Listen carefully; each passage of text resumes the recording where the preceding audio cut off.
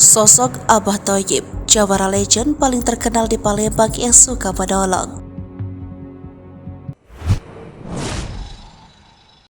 Sosok Abah Thoyib, jawara legend paling terkenal di Palembang yang suka menolong.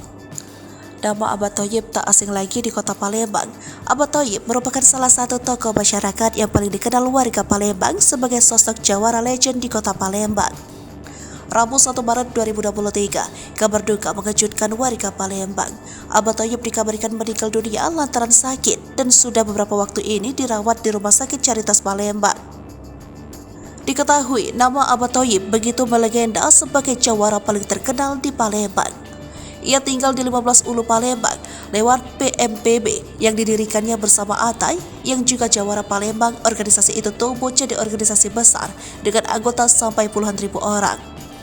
Sampai saat ini, Abah Thoyib masih sangat disegani. Bahkan banyak warga dan orang-orang di Palembang yang datang ke rumahnya untuk meminta bantuan jika menghadapi permasalahan.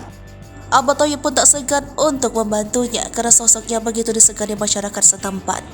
Dilansir dari Sribuku.com dari Tribun Sumsel yang sempat mewawancarai langsung sosok Abah Thoyib.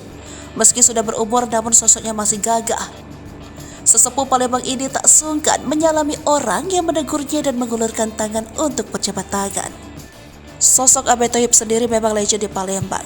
Namun rupanya beliau justru mengaku itu tak ada apa-apanya. Usai menjadi ketua PMPB, ia mengundurkan diri dan menjadi Dewan Penasehat. Mundurnya Abah Thoyib karena ingin istirahat.